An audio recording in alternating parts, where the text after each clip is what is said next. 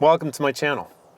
This is a channel dedicated not only to my 2012 Jeep Rubicon, but to Jeeps in general.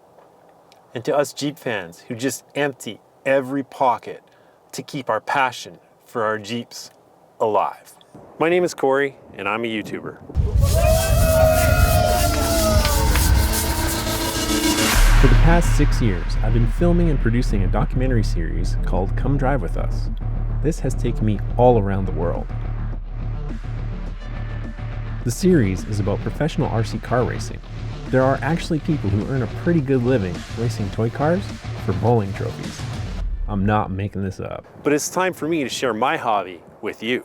My Jeep is a 2012 Rubicon with a 6-speed manual transmission known affectionately to me as Rubi. I opted to go with the Rubicon package for 3 main reasons. 1. Locking diffs. 2. Electronically disconnectable sway bar. 3. 410 gears and a front Dana 44. Realistically, this is the main reason why I went with the Rubicon package. I knew I was going to lift it, I knew I was going to put 35s on, and after having driven Rubi for nearly 10 years, I cannot imagine not having 410s with 35s. My Jeep was stock for exactly 3 days.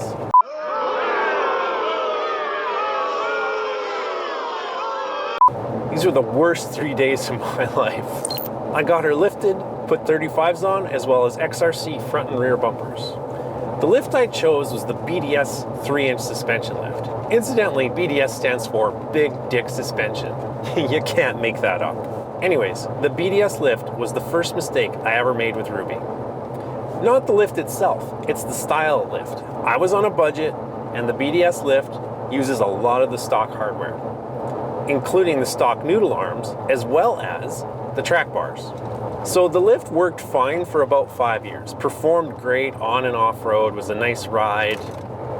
But after that, it started to death wobble. And the death wobble was so bad that it eventually claimed my steering box. So this past summer, I decided to put on a proper lift. I decided to go with a 3-inch TerraFlex lift. This lift replaced all the factory noodle arms.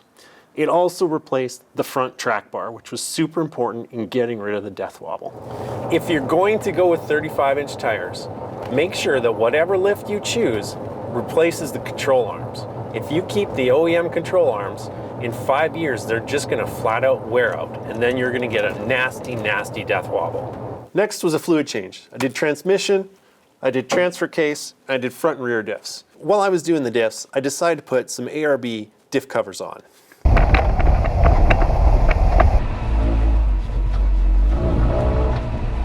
I have to admit, that mod was mainly for looks.